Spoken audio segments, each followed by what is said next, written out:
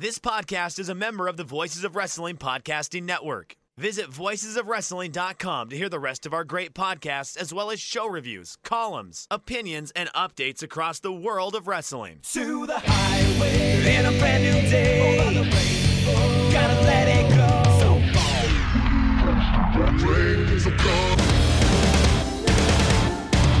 Fast to finger down.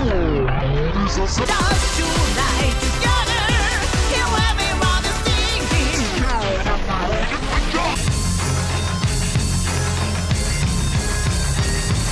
You can't know what your part. Copy from what the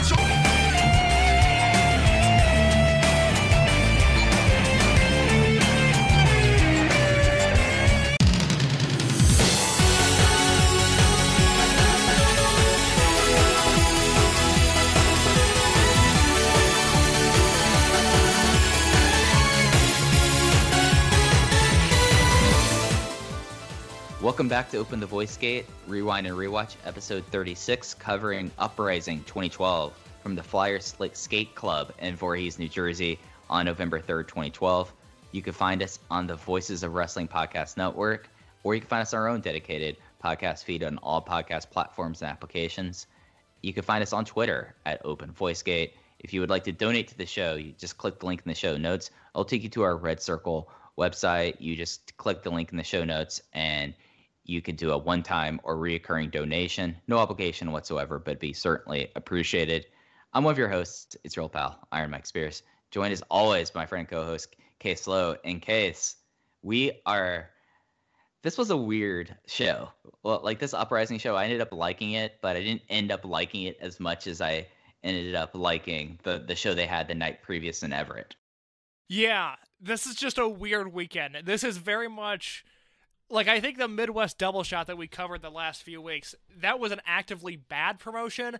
These three shows, just because I know a little bit of what's coming up the next night, Dragon Gate USA during this weekend is very much just a promotion that exists. Yeah. And then this show very much felt like the peak version of that. So for this week, we're going to review the show, but Case, I know that there's a lot that's happened between July and November in Dragon Gate. We were talking a little bit about this on air, about just how many shows were happening at this time, and it seemed like that they were having big things happening each month. So let's take a look at what was going on in the mother promotion in Dragon Gate Japan in the summer and fall of 2012. Yeah, we got a bunch of shows to get through, but ultimately, these will all pertain to Dragon Gate USA either in the present or in the future. So I think they're important to go over. And we're in a post-Kobe World universe. After CIMA pinned Tazawa at World 2012, we now transition into the Summer Adventure Tag League of 2012. And this year, it was a trios tournament with the A block featuring Masaki Mochizuki, Don Fuji, and Dragon Kid, Ryo Saito, Genki Horiguchi, and Naoki Tanizaki, Akira Tazawa, BB Hulk, and fake Naoki Tanizaki representing Mad Blanky, the Windows team of Kenichiro Rai and Super Shisa and Sachihoko Boy, and then in the B block, the South Osaka Strongest Trio Shima Gamma and Magnitude Kishiwada, a Jimmy's trio of Susumu, Kagatora, and Kanda, Team Salty Dog of Mondai Ryo and KZ and Cyber Kong, and then finally Shingo Takagi, Yamato, and Super Shenlong. And Mike, we kick off on the August 2nd Korakuen Hall show, the Summer Adventure Tag League show, where in the opener, Shima Gamma and Kishiwada beat Cyberkong, KZ, and Mondai Ryu. We had it open the Owari Gate title match with Kenichiro Arai defeating and winning the title from Stalker Ichikawa. Jimmy Kagatora defeating Dragon Kid in a singles match. Don Fuji and Masaki Mochizuki beating Kanda and Susumu in a nice little M2K style match with Don Fuji. The Mad Blanky trio of Hulk Tozawa and Fake Naoki beat the Jimmy's trio of Genki Horiguchi, Ryo Saito, and Real Naoki. And then your main event, an Open the Twin Gate title match and number one contender for the Dream Gate belt, Shingo and Yamato beat Yoshino and Doi.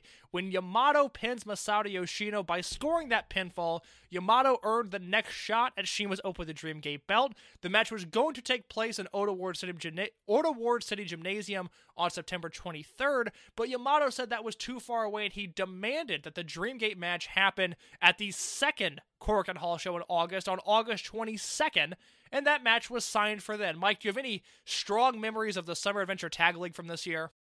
I mean, the big thing about the Summer Adventure Tag League was this was the trios year. Blanky Yellow is the Hulk and Akira and Apostle Naoki team, and they kind of ran through the tournament, though. There's always a place in my heart for the South Osaka Strongest trio of Osaka Zenroku, of Gamma and CIMA, and my main man, Magnitude Kishiwada. But it was just kind of there. It was nice that they had the trios concept for it. But like it's something that you look at this tournament, just like looking at the blocks and how things were. Like this was going to be Mad Blanky's year. Like they set it up that they would have to win this, and they did. Yeah, I would like to see them return to this concept. I think it would be a lot of fun. And you mentioned the two teams that ended up in the finals of this tournament on August 19th in Fukuoka Hakata Star Lanes, where the Blanky Yellow team, Tozawa Hulk and Tanizaki, beat CIMA, Gamma, and Magnitude Kishiwada with the win. They not only won the Summer Adventure Tag League, but they won the vacant Open the Triangle Gate belt. And it should be noted, Mike, in this main event, fake Naoki Tanizaki, the man that would later be known as T-Hawk, pinned CIMA in this match. After the match, Tanizaki mocked CIMA. He called out anyone to challenge the Mad Blanky trio for their newly won titles. Mochizuki put him in his place, calling him a small fish. But he conceded that even in wrestling, even bit players get to the main event sometime. The Veteran Army wanted a rematch, with the ever-energetic Don Fuji joining up with CIMA and Mochi. Tanizaki accepted, but Mochizuki basically told him it was time for the grown-ups to finish out the show, so he should leave, and then CIMA thanked the crowd. So, just a funny way of looking at the past here with CIMA running off youngsters in the main event. It was a frequent occurrence with T-Hawk in particular, but look at them now. And Mike, that led us to the August 22nd Korakuen Hall show, the second Korakuen Hall of the month.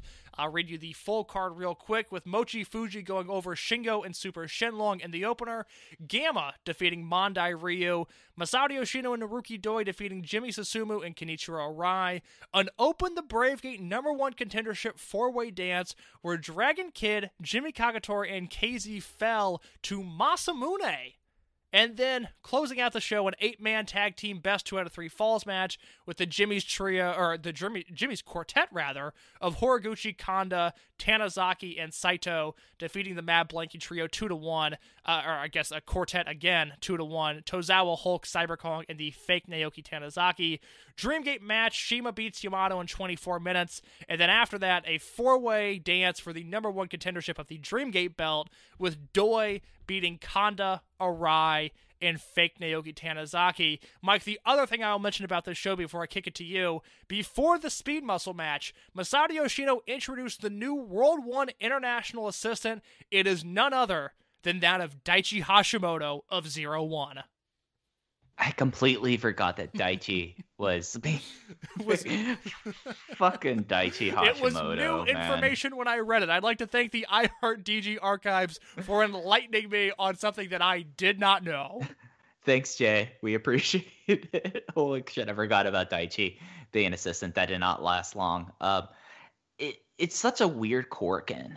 You know, the idea that the Dreamgate, whenever they defended it, was not the main event, and instead you were starting to do a pair off there with like the next ones, and then, you know, having a 2 out of 3 falls Atomicos match. It's just like a wild one, but you also like look at it and there's no foreigners there, so it kind of was like kind of setting the stage for what would be the next few foreign tours that would be coming up in September and October. So it made sense, but just kind of a weird show, and I don't remember a single thing about Yamato versus CIMA at all.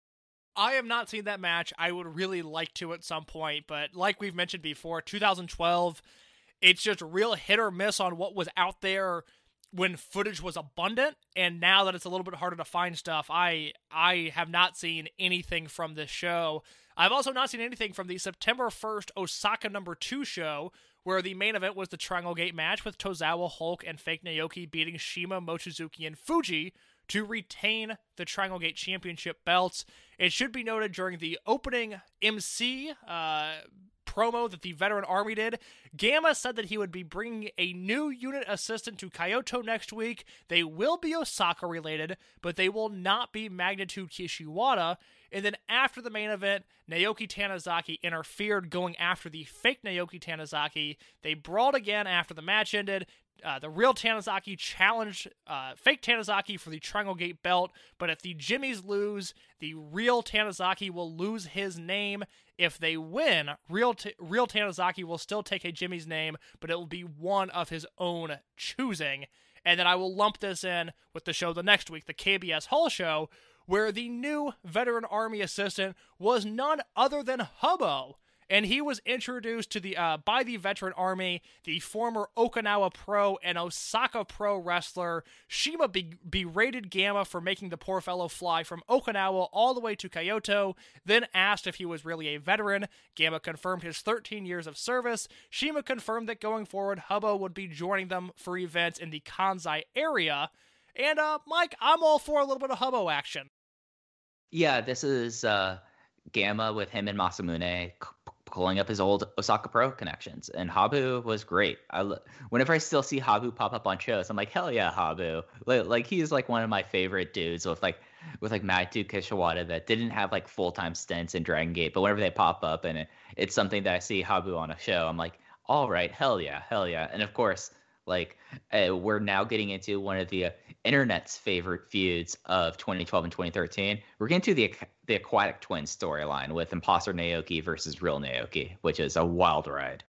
Yeah, it makes the notes super hard to read. I don't like it for that reason alone, but it is a feud that I look back very fondly of. I will say Hubbo is someone that if he makes tape, I make an active effort to watch it. Him and Billy Kid, if their matches air, I'm going to try to watch them. I would welcome Hubbo back into the Dragon Gate currently. Yeah. I mean, just imagine a team of Habu and Shuji Kondo going for the Twin Gates. That would roll. Like, bring back Habu, bring back Magnitude Kishiwada. Let's bring back a new version of the South Osaka Strongest Trio. Like, just pass him with Gamma. That gives them something to do. We unfortunately don't get any Hubbo on the September 14th, 2012 Cork and Hall show, but we do get a 6-unit Warfare one-night tag team tournament.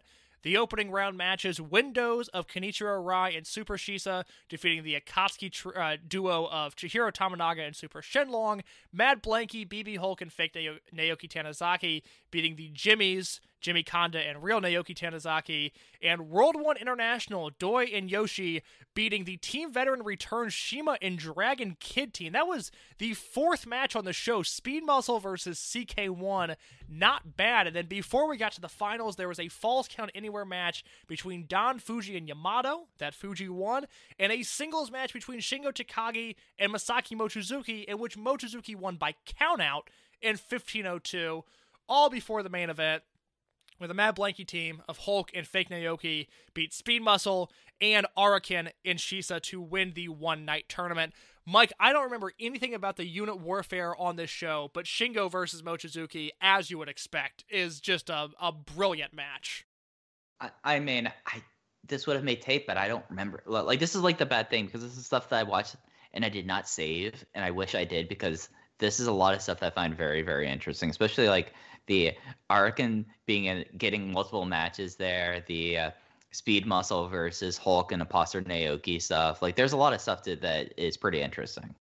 Yeah, the Shingo versus Mochizuki match ends in countout because they're beating each other up and trying to knock each other out on the floor, and Mochizuki just doesn't get in the ring fast enough. But it is more violent and more hard-hitting than their 2015 match. Like, Mochizuki throws some kicks in this 2012 Korakuen match that I don't know how Shingo walked away from it. I mean, he's throwing just kicks that Anderson Silva would be proud of. It's really an impressive contest, one that I hope we can track down, because if you don't remember it, I would like you to see it again. It's just a special match.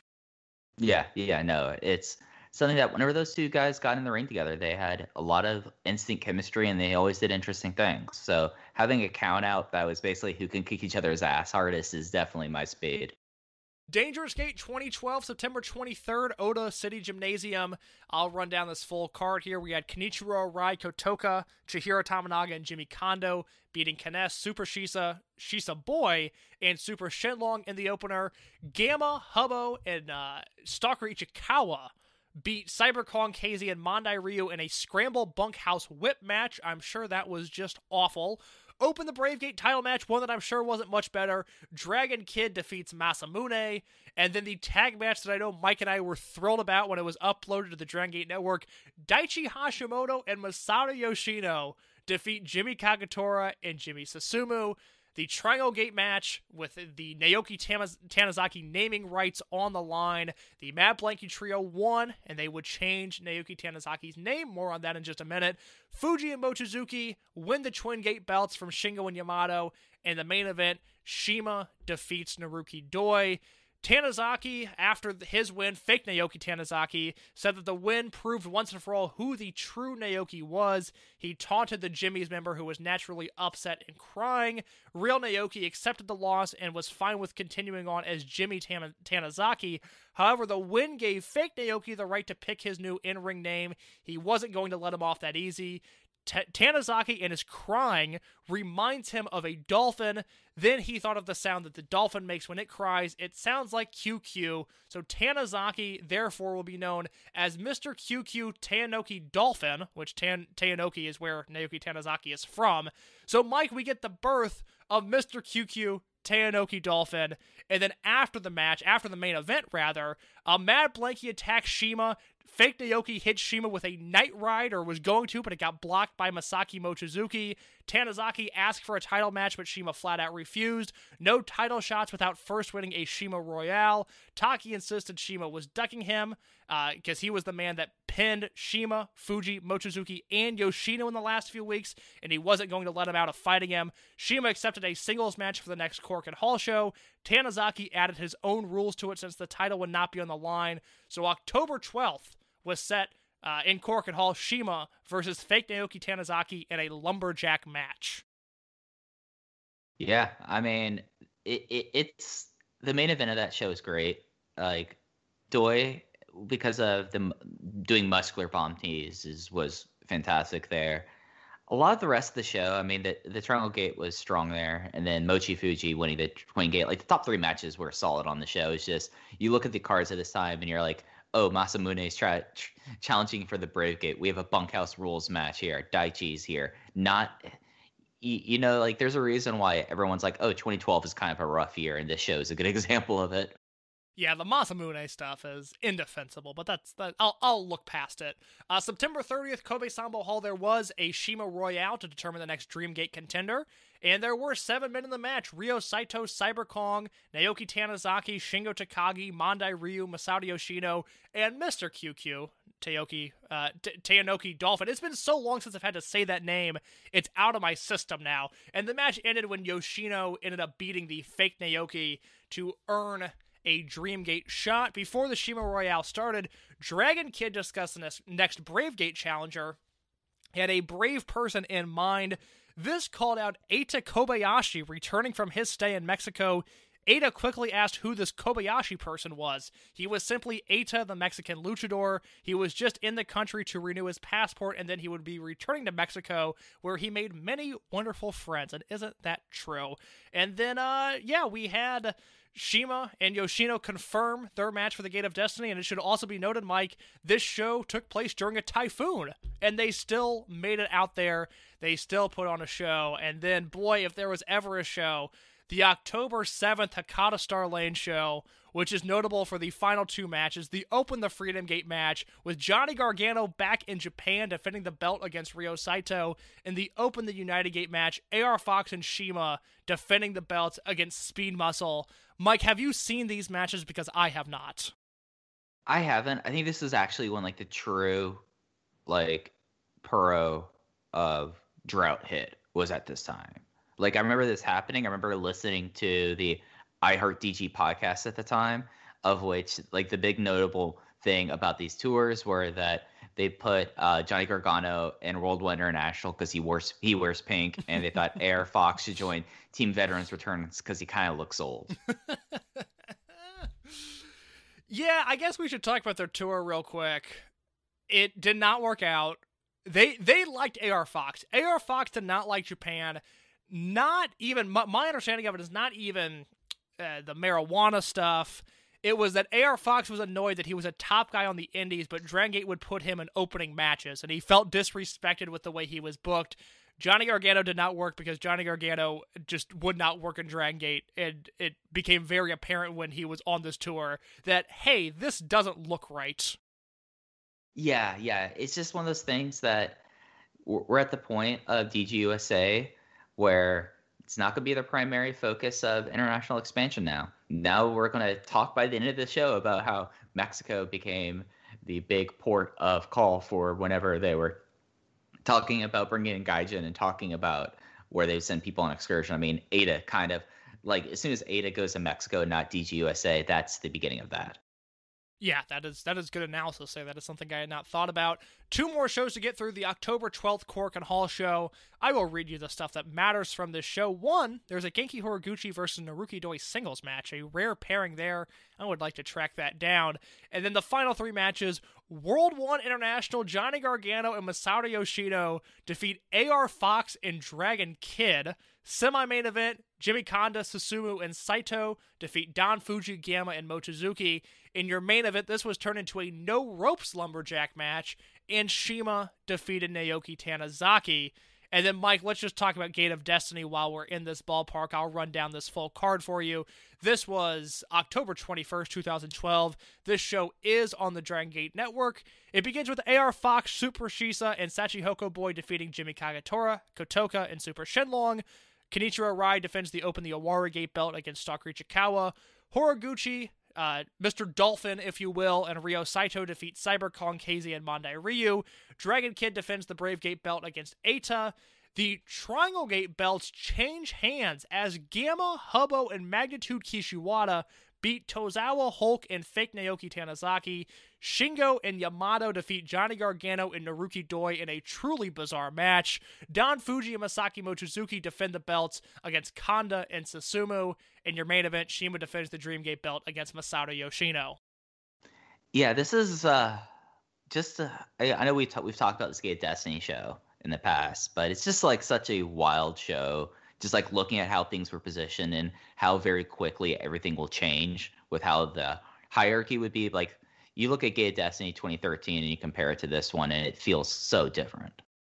Yeah, this whole show was weird. That Gargano and Doi versus Shingo and Yamato match is so heatless. It's just a weird, almost uncomfortable match to watch. Not because the match is bad. It's actually a pretty good match, but Gargano was just not over, and it's hard to watch at times.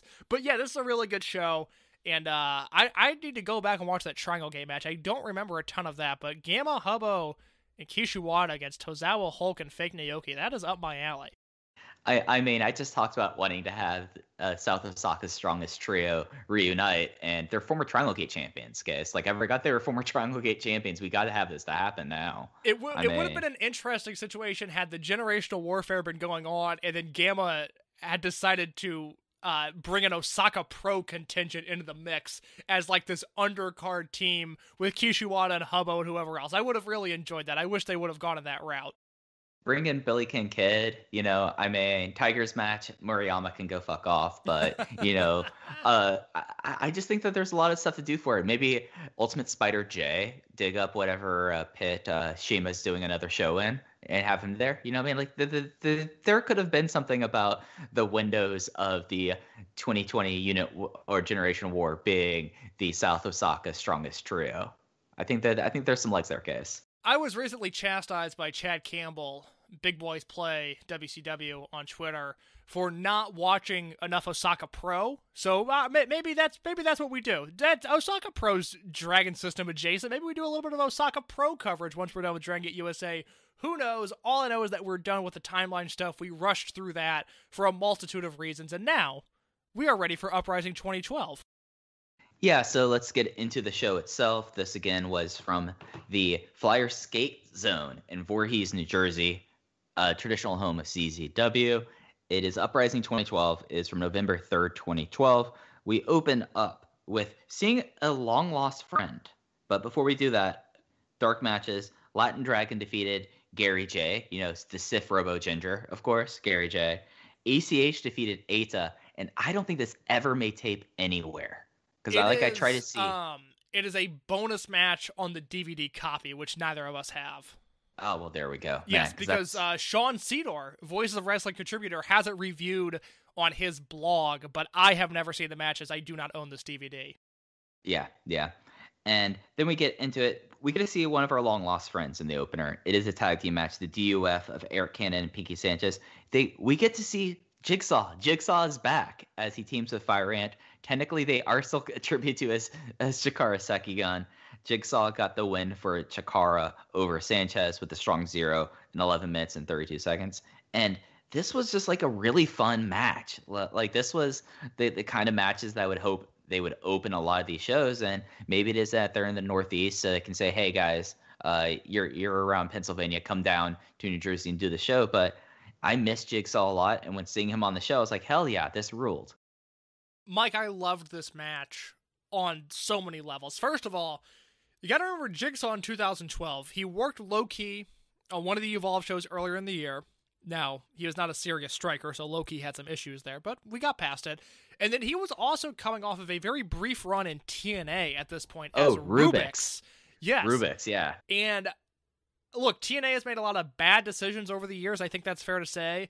Low on the list is not signing Jigsaw when they had a chance, but it is still a bad decision because he would have fit right in with the company at that time. I love 2012 TNA, and Jigsaw Rubik's would have been a really phenomenal addition to that roster. And I think it's a real bummer that he never got picked up there and has never been picked up by a major company, which is insane, especially after watching this match. And Mike, you're a little bit more connected to the indie scene right now in the US than I am, because I watch AAW, and then everything else has to be a real strong recommendation for me to check it out. But it just seems like this match is absent from the indies right now. 4 guys that are all competent, and I will say Pinky Sanchez. Look, did I need Fire Ant kicking out, or did I need Fire Ant hitting a burning hammer on Pinky Sanchez in this match? Or rather, Pinky Sanchez hit a burning hammer on Fire Ant in this match, and Fire Ant kicked out. Do I need that in an opening match? No, I do not. That was probably a little bit too much, but everybody was competent at worst in this match. And it was just fast-paced tag team wrestling in a way that, I just don't feel like the Indies has this type of match anymore. Am I wrong? No, and I think that's something that we'll be a couple of years from seeing, even out of COVID, because as of the day we're recording, it was announced that Top Flight was signed and by AEW, and Top Flight would have been that team that over the next few years could be counted on having the fast-paced match. And then you have 4 guys here that, they have significant history for a lot of their career working together in Chikara. So you had a familiarity there's just not going to be that kind of familiarity coming out of COVID. And I think that's something that's not really talked about, is that people aren't having constant matches against the same people and are gelling, because this was like an 11-minute sprint where they all just kind of went all for it. As you mentioned, Pinky Sanchez had a burning hammer in it, and there's a lot of chemistry. You could tell that these are guys who are so familiar with each other. And I think that that's something that will end up being, not only is it missed right now in 2020, but we're going to miss this kind of stuff, I feel like, for the next few years. They ended up coming back as a team a year from now. They worked the final shows of 2013 together, but I don't know how you watch this match and not immediately want Fire Ant and Jigsaw as a part of your tag team division.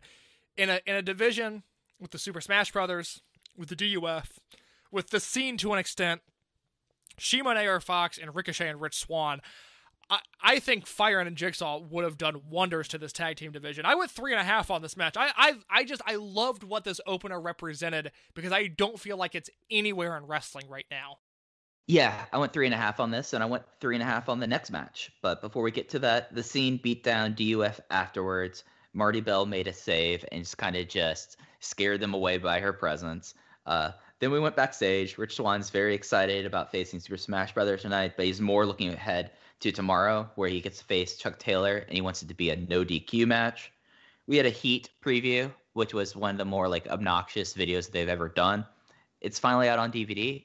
That show happened in March of 2012. Yes, that is something to note, that at this point, I think you would have been able to buy the WrestleMania weekend shows at the Dragon Gate USA merch table at this show, but not the Midwest double shot that happened in July, and these shows are happening in November. Right, yeah.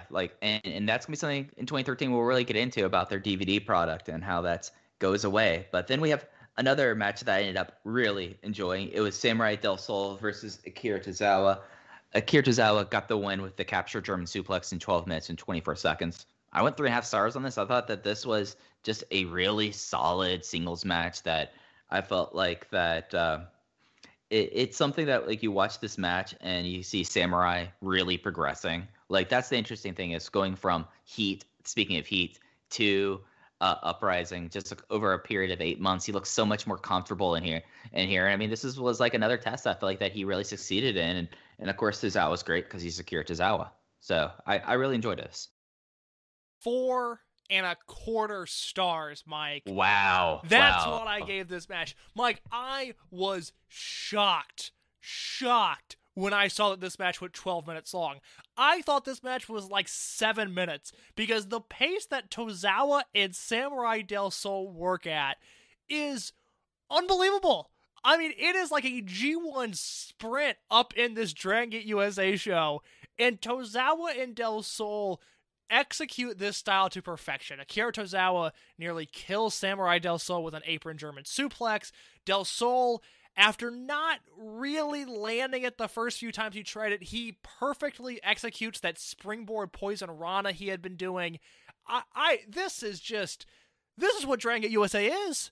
I mean, this is the promotion right here. It's the heart and soul, and it's why Samurai Del Sol was, in a sense, so protected by Gabe. And once Gabe got his hands on this guy, he had to sign him to a contract. He had to be flown into shows. He was paid more than any other guy on these shows, any other American. And it makes sense, because Del Sol is the one thing right now, for as good as AR Fox is, and I'll talk about AR Fox later on in the show, and for as competent as Gargano has been as champion, Del Sol has the life and the energy. And I want to go back to a conversation that we had a few weeks ago where I asked, do you think his just catastrophic debut against Masato Yoshino, where it looked like he injured Yoshino in the match, if that perhaps prevented him from getting to Japan? But seeing as how we just talked about all of this stuff that was going on in Japan at the time, with Johnny Gargano and AR Fox being over there, Mad Blanky, Akatsuki, Team Veterans, all of the units that were happening, where do you think Samurai Del Sol would have fit in had he gone to Japan in, say, August to November of 2012? I think he would have been put into World One International.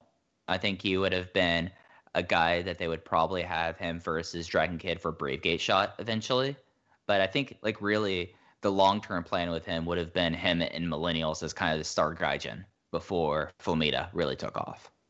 Yeah, I feel like that is a super good realization that I had not thought of. I thought maybe Akatsuki, just because of the color scheme more than anything, but also, can you imagine getting like Shingo Yamato, Samurai Del Sol trios matches? Like, that just sounds terrific.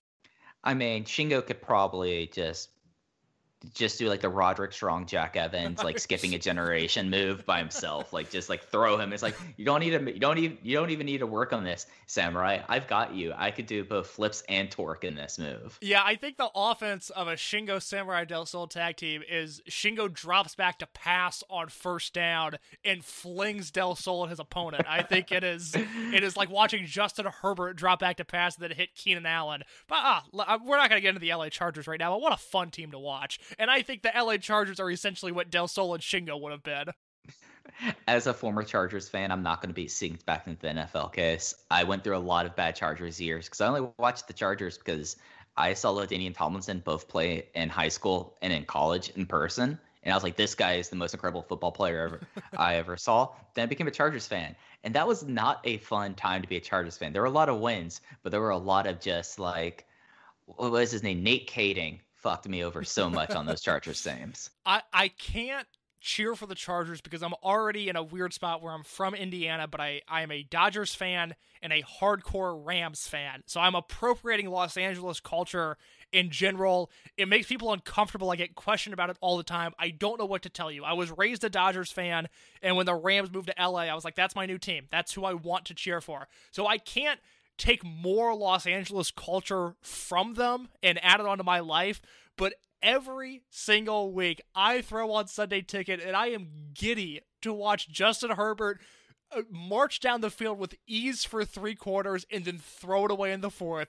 There has not been a more entertaining football team to watch in the 2020 season than the LA Chargers. I love them to death. I wish them all the success, and I know they will finish 9-7 and lose in the wild card round every year for the next 6 years.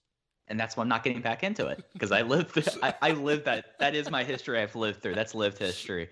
I mean, go be an LA Galaxy fan. You could claim that, but not really claim more LA valor. I mean, it's the MLS. thing is, I like the story of Atlanta FC so much, where they just showed up, and Atlanta, who nationally is known for having lethargic fans that don't really like showing up to anything, they were like, we love soccer now, and then they won a title, and I was like, this is awesome. Like, good for this city, good for these guys. And so it's like, that's purely, I hate the term, but that would purely be a bandwagon team to root for. But Mike, I gotta be honest, I'm not spending a ton of time watching the MLS right now. I mean, I don't either, and I'm a Timbers fan, so I don't blame you there. Then, after this great match, we get into you said we were like, this is what DGUSA should be, this is DGUSA. Then we get to what DGUSA is, as we have a Davis and Gargano video hyping up their Anything Goes match. Still left me very confused about Jon Davis being a heel. And then we had the Anything Goes match, Jon Davis versus Johnny Gargano.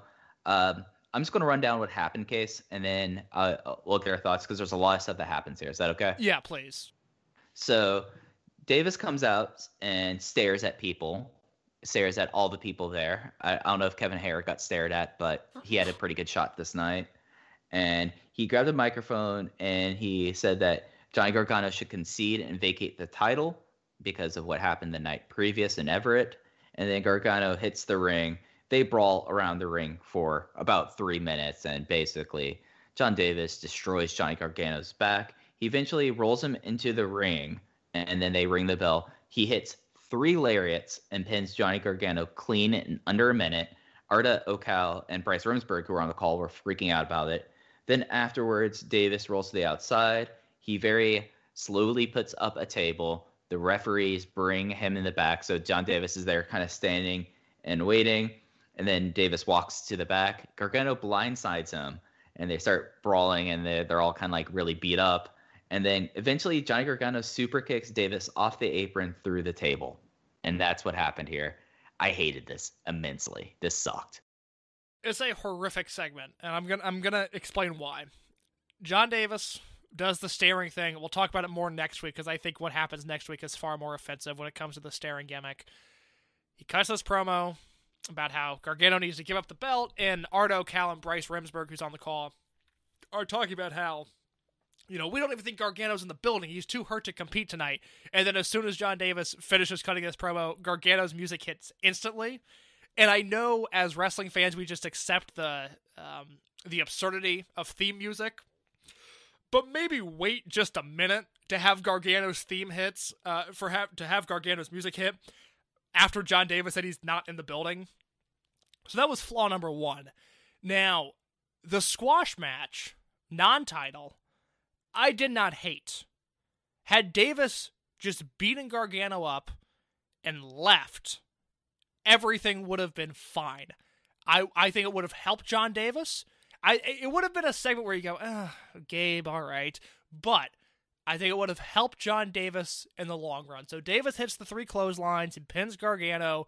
Gargano's laying in the ring. Jon Davis goes to set up a table on the outside. And Mike, I don't know if you noticed this, but 2 referees come out and they essentially try to sneak Johnny Gargano to the back. Right, yeah. Yeah, not to make too much noise, not so Jon Davis hears us. Let's sneak this man to the back. And even had that happened, it would have been goofy had Jon Davis turned around and gone, oh shit, where'd he go? But I would have been okay with it. But, and now we have to take into context the Evolve show that they ran in this same building a month prior, where Davis turned heel and hit the border toss through the table on Gargano, and they showed that in the video leading up to this. So we were familiar with the feud going on. So Jon Davis had already decimated Gargano once in this exact building in front of likely these same exact fans. My issue with this segment overall is Johnny Gargano's comeback. Now, the dive he did through the entrance ramp onto Jon Davis, or through the entryway rather, onto Jon Davis was super cool. And I can't take that away from Gargano. It looked awesome. It was filmed really well. Good for him. But it should have never happened. Jon Davis needed to be standing tall against Johnny Gargano on this night, and there is no reason why Jon Davis should have ended this segment with him going through a table and not Johnny Gargano. This completely cut out the knees from Jon Davis. I no longer fear him as a heel. He is now just another guy on the roster, and it is indefensible. This segment, Mike, this segment is the one that damages Jon Davis, because I did not like the heel turn last week. I don't think it's the best use of his character and his strengths and his talents, but this is the segment that killed Jon Davis. Oh no, absolutely. And this feud will go for a long time. Well, like, we'll still be talking about this feud in a long time. And this feud, I think I can now say with the power of hindsight, this feud completely colored how I felt about Jon Davis in this company, because it just was such a dead feud. And it's a shame, because he had 12 shows that he was one of my favorite guys in this thing. Like, Casey, you were seeing me like get more and more into Jon Davis. Now I'm reminded, oh wait, this is completely booked to hell.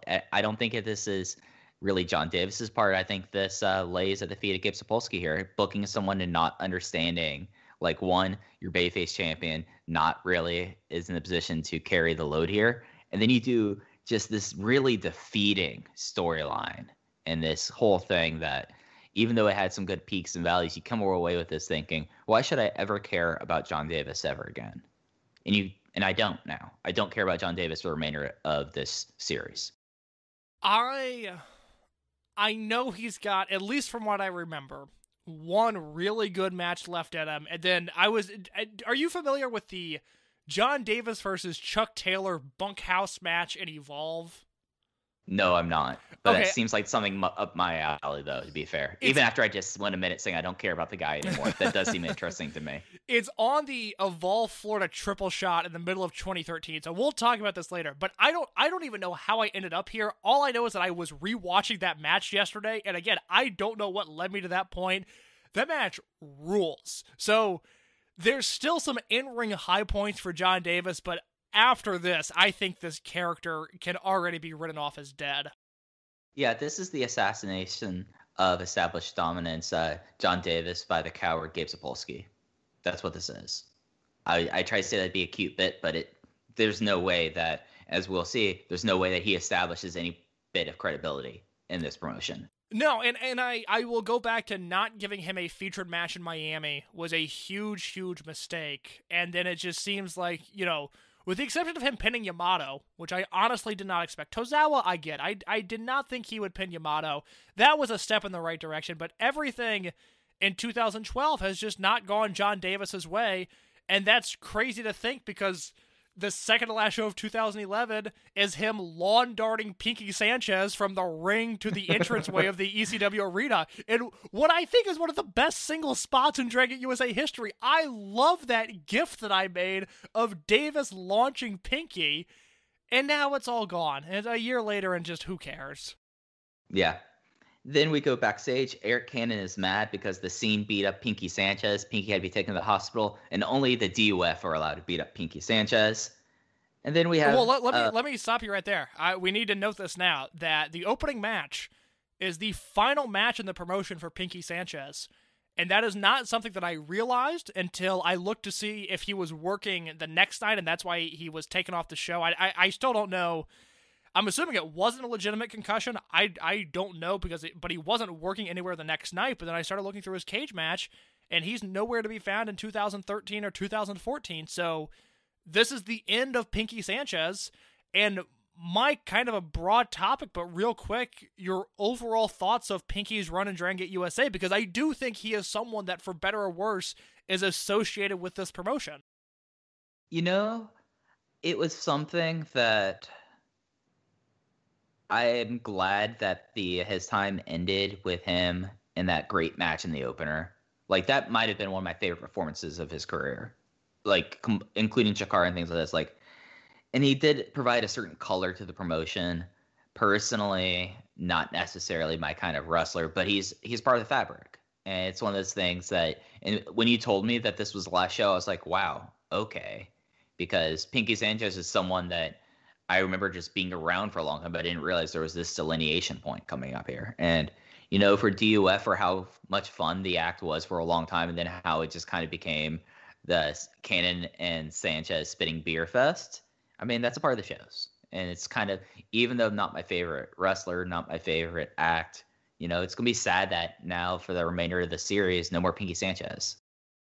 Yeah, it's weird. If you look at just all of the matches he had, he is not good in a lot of them, but this is a guy who had 2 different singles matches with Sabu, and then 3 other tag matches featuring Sabu. So he's in the ring with him 5 different times, and that's a third of his time in Dragon Gate USA. He wrestled 18 matches, and 17 of them were on regular shows. So a lot of it was him and Sabu, and that sucked, and it was a bummer. I think as a character, he was all right. I will say the DUF is better off without him, I think. You know what it is? The DUF ultimately peaked, and I think it hit this moment where the act was the perfect balance of Callihan being a killer and Cannon and Sanchez doing their goofiness at the Heat main event. When it was those 3 teaming, it's the one of 2 times where we got a DUF trios match, the other time being the main event of Freedom Fight, when it was those 3 against AR Fox, Jon Davis, and Sabu. I think that Heat main event, if that would have been the last show for Pinky Sanchez, we would have said, you know what? The DUF was a lot of fun. And that gimmick, it was weird, but it was all right. But after that, unfortunately, there was the Jon Davis and Sabu versus Cannon and Pinky tag, and then Masada versus Pinky Sanchez, which is simply indefensible. So I'm not going to miss Pinky, but he did not actively detract from this promotion in a way that I think some people paint him as doing. That's fair. That's entirely fair. And it's just kind of weird now that we know that that's it for someone who, it does not feel like that he's been around for that long, but he basically was around for a third of the promotion, and he's done kind of ignobly, like concussion or not, and then it's just no longer a part of it. And I'll be interested to see how they kind of cover for this as we go on. It's I don't know why, when I found out this was Pinky's last show, it registered with me in a way that even BB Hulk's last show or Yamato's last show, these staples of the promotion, I was like, well, yeah, I guess we don't see them ever again. And then I found out it was Pinky Sanchez's last show. I was like, oh my God, that's crazy that we're, I guess, almost done with this project now because Pinky Sanchez is gone. Yeah, no, that's the overwhelming thing. I was like, oh wow, we're really at the end now, and that's kind of the overall thought about that. The next match is a tag match. This was Super Smash Brothers versus Ricochet and Rich Swann. Super Smash Brothers got the win with the fatality on Ricochet in 20 minutes and 10 seconds. And I think this is Super Smash Brothers' best match in the promotion. I absolutely love this one, 4.25 stars on it. There was a lot of stuff in this match. I mean, I like moves, and I'm watching this going oh my God, grab a hold. Oh, slow it down. You guys got to do something else, because there were just a lot of moves in this match. Now, I will say this. I think it is 100% the right decision for the Super Smash Brothers to go over, and I'm glad they did that. And I think that Gabe has to get some credit for that. Super Smash Brothers were coming off of an ROH run where nobody knew how to use them. And then, as we talked about last week, and we'll talk about a little bit more next week, Super Smash Brothers were the act on the indies at the time. They were the guys. And Gabe really has rallied around them, and I think he deserves a little bit of credit for that. It's not my favorite match of theirs in the promotion. They've got one coming up that I just absolutely adore. I went 3.5 on this. It was really good the entire time, but I never felt like it really touched being great. I mean, when you had stuff how much I like when Ricochet plays the vet card. He played the vet card starting off in this match. I thought that was really cool. And he did the most insane dive over 2 people onto Uno. He did it was a space flying tiger drop, but he did it while both Swan and Stupefied were on the apron, crawling on the apron. and over them, cleared them completely, and landed right onto Uno. It was one of the more insane things I've ever seen. And then maybe this is me being a moves head. I liked all the moves, and I liked how they absolutely murdered Ricochet to get the win there. Like it looked like an impressive win, and it came off like going like, okay, now Super Smash Brothers are players in this tag team division. You know, I don't know if it's a testament to Ricochet or what it is. We just watched this guy lose a singles match last week, and as I went back through the results, I was like, oh, Ricochet is taking a lot of pins. Like, this guy does not win all that often. But when SSB pinned him, I was like, oh shit, they pinned Ricochet. That's a really big deal. And it felt really big. And then unfortunately, AR Fox came out and cut a promo, and I thought he completely stole all of the thunder that the Super Smash Brothers had. Yeah, so AR Fox comes out, he makes fun of Ricochet, talks about how he didn't respect him last night, and says, oh wait, watch the main event where I'll be teaming with CIMA and be retaining my belts. And best AR Fox promo maybe of his career. Like, it was like 1 minute and he had all the points, and you still got the feeling of, okay, AR Fox has this guy's goat now. It was well executed. I'm not sure I would call it a good promo, though. Well, I mean, with AR Fox, well executed is like a great promo for him. It's a sliding scale. Yes, that's fair. And then we get into the next match. It is a trios match. The Gentleman Club of Chuck Taylor, Drew Gulak, and Orange Cassidy with Colonel Nolan Angus, Dr. Colonel Nolan Angus, and the Swamp Monster defeat Cheech and the Scene of Caleb Conley and Scott Reed with Larry Dallas and Trina Michaels in 15 minutes and 31 seconds when Chuck Taylor hit the awful waffle on Cheech. And man, yeah, the Scene at this point and everything with Trina just, you know, we talked about this last week. This is kind of the stuff that I was like watching and immediately just like checks me out of this match. Like they had Swamp Monster hump Trina in this, and it just kind of was jokey and consequential. And, you know, take this match off the show and we're talking about like top 10 DGUSA shows, even with the Gargano and Jon Davis thing. But I just absolutely detested all this. Like my one takeaway is that Cheech kind of looked like a tall Loki in his black, orange, and white gear. So that's the thing. So Cheech, well, first of all, I don't think, even if you take this match out, I don't think this is a top 10 Dragon Gate USA show of all time. I'll push back on that right now. Cheech looks so good that I understand why Gabe booked him here. Gabe booked him on the Florida Evolve Triple Shot earlier in the summer. I teamed with Mike Cruz on a lot of those shows, so a tag team that I'm obviously all about, my man Mike Cruz. Cheech looked so good from an aesthetic standpoint and then added absolutely nothing in the ring, and it was such a bummer because he came out and I was like, does Gabe book Cheech after this? Like, he looks like $1 million, and then he started wrestling and I was like, oh, that's why he worked 8 dark matches for Dragon Gate USA and then once on the main card. That's right. Not much of a worker. Yeah, the Gentleman's Club stuff, I just don't like. And I like Chuck Taylor, and I raved about Drew Gulak last week. I don't need this in Dragon Gate USA. I think it is a clear sign that Gabe is somewhat checked out.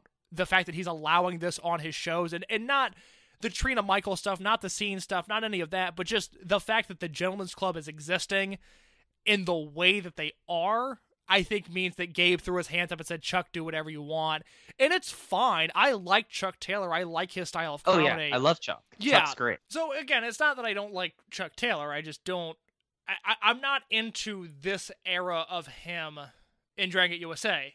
And Evolve especially. I think Chuck was always an odd fit at Evolve after the first 9 shows. I think once the merger happens, his stuff really feels off in that promotion.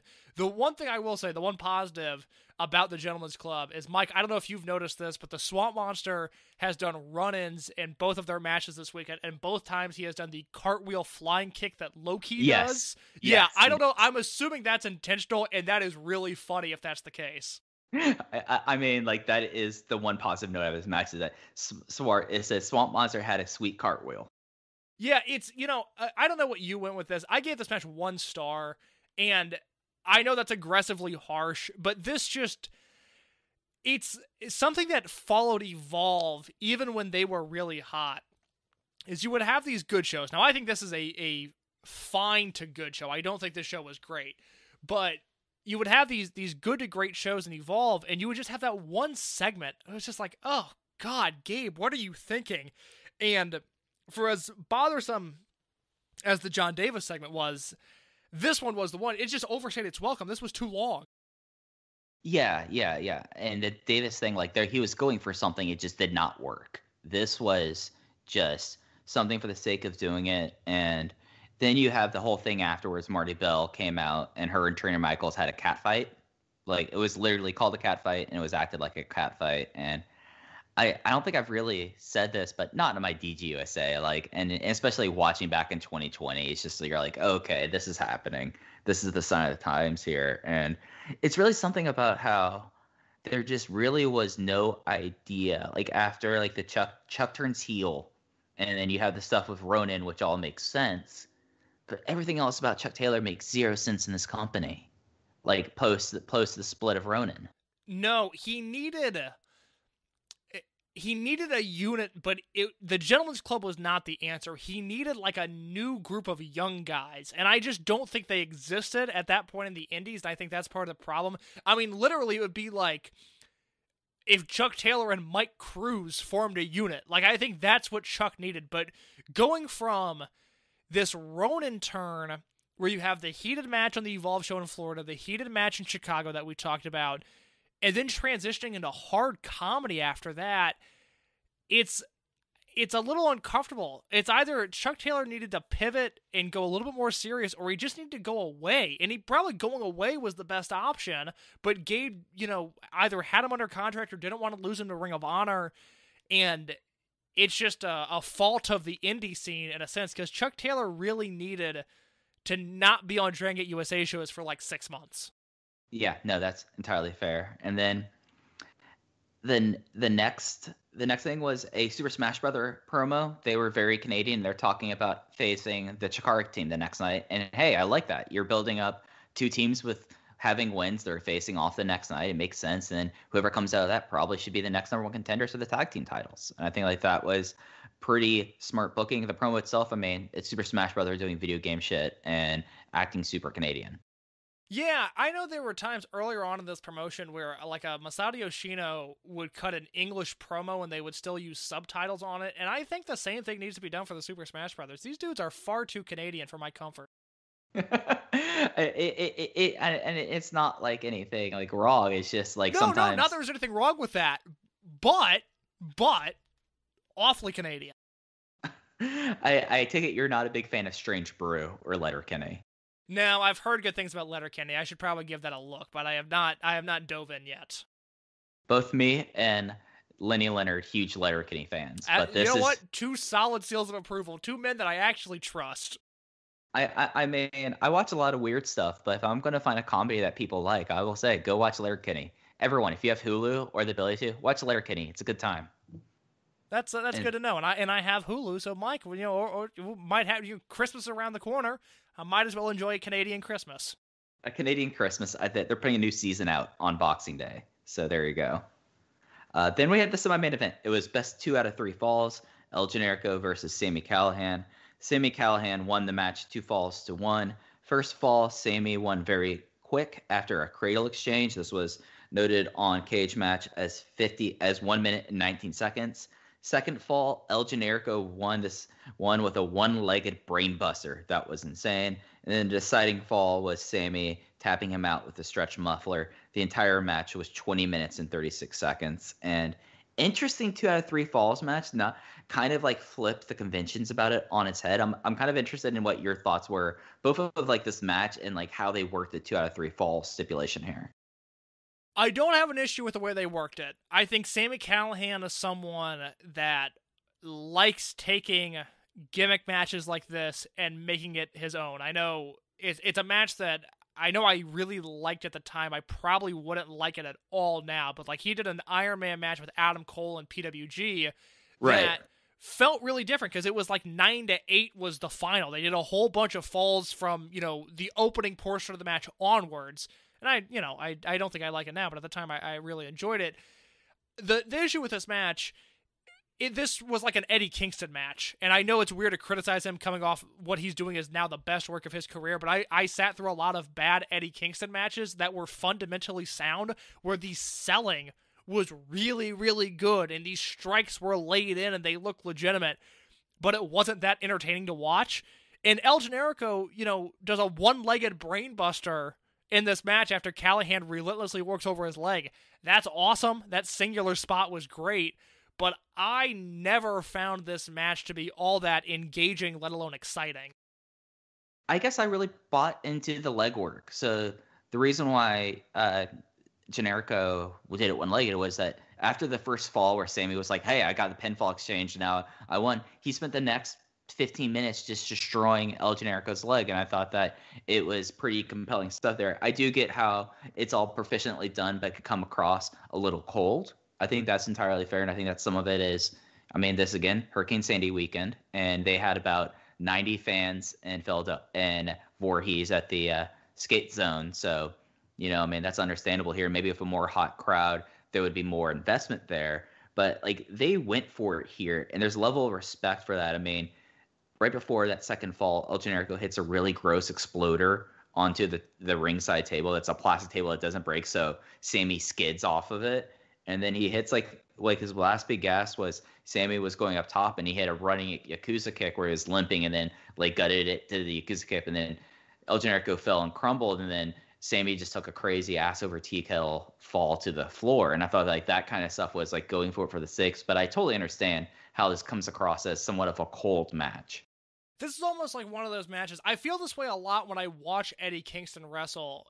And I really think a lot of this match is what Kingston did, which is why I draw that comparison. I bet this was a super fun match for Sami Callihan to wrestle. I bet he loved putting this match together and just enjoyed being in the ring, enjoyed telling this story. If I was a wrestler, I would love to have a match like this. It just doesn't resonate with me at all as the viewer, though, and that is my issue. The other thing I'll say real quick, you mentioned the attendance. Voice of Wrestling contributor Kevin Hare was at this show, and he noted to us that he bought a general admission ticket for this show. And if you look on the footage, Kevin Hare is sitting front row, hard cam. Not a lot of people at this show, so he walked in with a general admission ticket and was moved to the front row. So times are tough in Dragon Gate USA. Yeah, and at least this time I can't say it's because of the booking or the overall economics. You're doing a show the weekend after one of the worst meteorological disasters in the Northeast history. So that happens. The other thing I will say about the Flyer Skate Zone, a venue that looks notoriously awful on camera. I've been turned away or turned off by CZW shows just on the mere appearance of this building. I thought Dragon Gate USA actually made it look all right. I was not bothered by the presentation of what they did here. No. They had all their lights from Mania weekend up there. So you had it was the weird thing about the German American Club in Hollywood, Florida, where they had the one wall that was their setup of all the lights and the screens, and then you look at the rest of it. That was the thing that happened here, and I felt it looked fine. I totally know what you say about the skate zone. It's definitely one of those places you're yeah, you are doing a show at a hockey rink, and I didn't feel like it was that bad this time. No, God, just one of those gross venues. I remember Davey Richards showed up there, Cage of Death 2013. He had just finally quit Ring of Honor for the last time. So what does Dr. Davey do? Well, he shows up to CZW, and it's him and Chris Dickinson in this match, and it just, it's a good match. I remember really liking it, and it just looks horrible in this darkened, awkward Flyer Skate Zone. That's the same show that Drew Gulak and Chris Hero opened up that show. We'll talk about this next year because this pertains directly to Dragon Gate USA. But yeah, God, the Skate Zone was such a bad venue. Yeah. And then after the match, we had Sami on the microphone say he's back after being suspended for 5 shows. Tonight was just the first step of Sami becoming a champion in DGUSA. Why was the microphone so bad? This is now the point in Dragon Gate USA. I knew this point was coming eventually, but I don't understand it, because for the first year of this promotion, every promo could be heard and was easily, not accessible, but you could understand every word of every promo. I could not understand a word that anybody said on the live mic. I don't understand why this happened, because it wasn't an issue at the start of the promotion. No, I wonder if whoever's sound kit they were using either broke or that they weren't able to use it and bought a really cheap one, because it sounded like a really cheap mic. So frustrating. Yeah, it's incredibly frustrating, and it's one of those things that, reflect on the promotion when, like, a lot of people are like, oh, you couldn't hear a single thing there, and it's like, no, for the first 2 years, you could hear things fine. It just was the last 15 shows, you couldn't hear a single damn thing, and it just colors everyone's depiction of the promotion. Yeah, absolutely.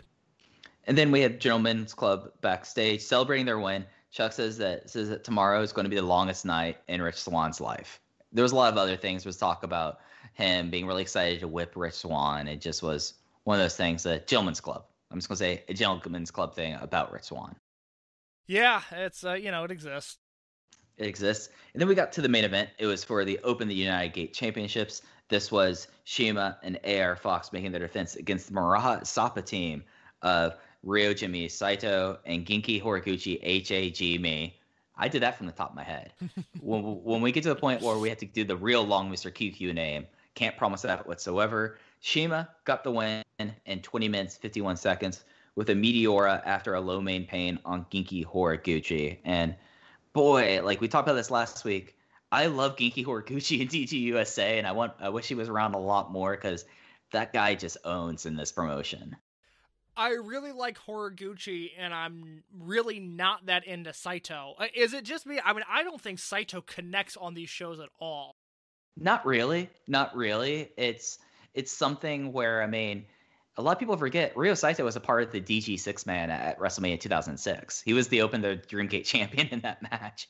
But it's something that, like, Saito, I don't know if he necessarily comes across well on these shows, and I don't think he has really in the history of promotion. When I get into watching some DG UK, I'm going to be interested to see if he translates better over into, like, English audiences. Yeah, I don't know what it is. He just comes across, and it's not his performance. It's just, he's one of those guys that is he connects with a Japanese audience, and that charisma, because the American audience doesn't know him as well, it just doesn't translate.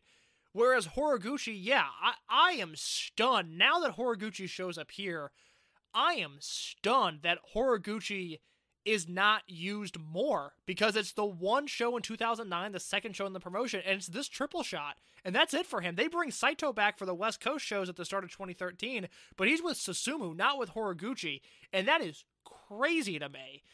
And it's just, I really like him here. I love this CIMA AR Fox tag team. The backstabber 450 move they do, I don't know how it doesn't kill everybody involved. There's so many things that look like they could go wrong there, but I pop for it every time they do it, and I really wish Fox would have been able to figure out something in Japan, because that CIMA AR Fox tag team, that had some legs, and that could have really been something, and it feels like wasted potential on these Dragon Gate USA shows.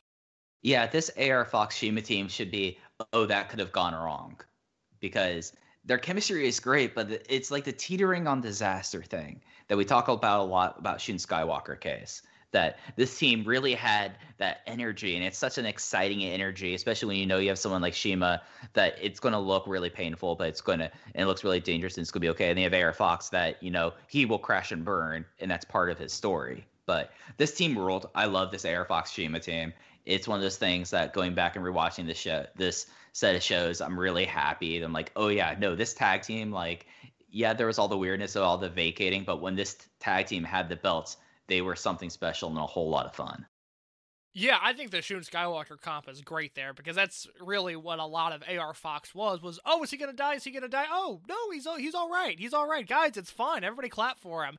And for whatever reason, this CIMA tag team, I think, just takes that to a whole new level. And perhaps it's just because I feel like when CIMA's in the ring, he's in such control and knows exactly what he's doing. And then you mirror that with Fox, who is out of control in the best way possible. And I just think it really shines through.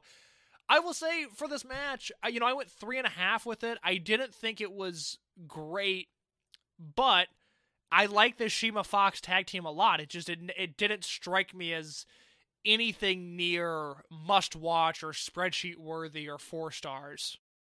I mean, maybe it's that how much I enjoy 3 people in this match that I went 4.25 on it. Wow. Because I like this match. I love this tag team. Like, as much and as highly touted and deserved Spike Mohicans are, I think that I'm going to go try and seek out that match that they had against Speed Muscle. Because I'd really like to see that. because this might have been like one of those things that like we've talked about in a recent show about like Western interest was down for a long time and now it's back up somewhat. But this might have been one of those tag teams and one of those things that might have been like lost to history and maybe only have like 10 or 11 matches that actually made tape. But each one of these matches, I find myself more and more liking this tag team. And I thought that on someone that I feel like we were pretty hard on last show in Arto Okal, I feel like that him and Bryce Remsburg actually had like an energy that added to this where they were completely charmed by the rubber band attack and they were talking about like, oh, there's a knot in that rubber band. You don't want that part to hit you in the face. You hope that you're going to be, if you're going to take this, you hope, dear God, you get like the flat part, not the knot. And I thought that was really kind of charming. And the final stretch of like CIMA and Fox, like where they go like low main pain into the Meteora, and then after like just doing an insane bit of doing the running double knees from CIMA into the inside out senton, like the inside out senton by AR Fox. He must be the only person in the world who's able to pull it off, because every time I see him do it, he does it like several times in the match, like it takes my breath away, because it's just like it's very slow motion, but it's very beautiful in a way, because it's very counter motion in a way, and I just love watching it. And this was just something that maybe it was that it's such a bad taste that like in the Gentleman's Club match, I did not rate that match. I gave it an X and just moved on with my day. And then this stuff where like I have 2 X's on the show that were either squashes or I just did not rate because it was just not good. But I came away with like this match going like maybe like me being charmed rather with this United Gate team is why I think I came out a lot higher on the show than he did. Yeah, I like this show because other than the Gentleman's Club segment and my frustrations with the Gargano segment, I mean, everything on this show was fine. Again, the Generico match didn't connect with me, but it wasn't bad. And then, we both had a match at 4 stars. I had Tozawa versus Del Sol, then you had the Machine Guns versus Super Smash Brothers match, and then you were higher on the main event than I was. It was a show that never really approached greatness for me, but not a bad show by any means. I'll take, 10 shows like this before I sit through another one of those Taylor, Michigan shows. Right, yeah, no, and that's kind of my big takeaway coming out of this. We did have a post-match thing where CIMA and AR Fox were celebrating that tomorrow night there'll be a 4-way match for the Freedom Gate title, where he thought that AR Fox will become champion, and that'll be CIMA's Dream Gate, Fox's Freedom Gate, and together they will be the United Gate champions. Whereas they started to say that Callihan came out, he said he'll beat up CIMA tomorrow and he'll be a stepping stone. And then Fox says, if you want to go through him to become a champion, you have to go through me, AR Fox. Sami left. CIMA said he didn't understand a single thing, and then went straight back to talking about that they will become triple champions together. And then they had AR Fox take us home. So more charming CIMA stuff of him deciding to be like, I don't care. I was in the middle of saying something that I really liked here, Sami, and I don't care what you have to say, and I don't understand you. I'm going to go back to saying what I was saying. I gotta say, I'm pumped to watch their singles match next week. Do you want me to run down this Freedom Fight 2012 card real quick? Yeah, we're already at the end of 2012. Next week, we're also going to talk about like our top matches from this year in Dragon Gate USA. 2012 has felt like it's flown by after going through 2011's Forever shows. Yeah, next week is going to be a loaded show. We're obviously going to have a Freedom Fight review. We're going to be talking about the demise of Jim Cornette and Ring of Honor. We'll go through our top matches of Dragon Gate USA. And we'll close out the show with 1, a Gabe Sapolsky letter that he wrote in an email, and then 2, the final Evolve show of 2012, so we can hit the ground running in 2013. So a lot to look forward to next week. And the card from the NYWC Sportatorium in Deer Park, New York, it is Jon Davis versus Eita, The Scene versus Tony Nese and fucking Papadon, Eric Cannon versus ACH, Fire Ant and Jigsaw versus the Super Smash Brothers, a no DQ match between Chuck Taylor and Rich Swann, CIMA versus Sami Callihan, El Generico and Samurai Del Sol versus Genki Horiguchi and Ryo Saito. In a 4-way elimination match, Johnny Gargano defends the Open the Freedom Gate title against his 3 toughest challengers of the year, Akira Tozawa, Ricochet, and AR Fox. Boy, that show is really loaded. Like, God. The back half of that show, the everything from Fire Ant and Jigsaw versus the Smash Brothers on, I am really excited to watch. And this is a show that I had on DVD, so I've seen the show a few times now, but it has been years, and I mean that with a plural, since I have watched anything on this show. Yeah, no, I'm looking forward to it, and we'll get to replay one of our favorite conversations, Case, and that is should Akira Tazawa should have won the title here. Oh my god, my favorite sliding glass doors moment that we've been discussing, because I really think as time goes on, it was a mistake to not have this man with the Freedom Gate belt. I mean, I'm just gonna make just a universal decision right here for our listeners. The number one cardinal sin of this promotion is that Akira Tazawa was never Dream Gate or Freedom Gate champion. Well, he should have been Dream Gate champion too, but he should have been Freedom Gate champion at many times, and they had the opportunity. They did not belt him up, and that's something that if I ever sit down with Gabe Sapolsky, one of my first questions is, why did you not strap up Akira Tazawa? Yeah, I think I got some other questions for Gabe before I get to that, but that's on the list. I mean, that's number one for me, and that should surprise no one. That's why I care most of all, sitting down with one of the most important indie booker of the last 20 years. What, Brett Lauderdale's more important? No, Gabe Sapolsky's the most important indie booker of the last 20 years. Put some respect on his name. I mean, I have been charmed lately by Paradigm Pro Wrestling, to be fair. I don't want to hear this Game Changer crew, these yarders. I don't want to hear DJ Hyde, Zandig, even Super Dragon. It's Gabe. Gabe is, for all of his faults, he's produced a lot of greatness. And for as much as I make fun of him, because he deserves it, I sometimes have to thank him. That is fair. Well, I think that's going to do it for this week. We have a loaded show next week, and I'm going to be really stoked to watch this Freedom Fight showcase. Anything else you want to touch on before we get out of here? Anything we forgot? No, we're going to close out 2012 next week. I'm looking forward to it.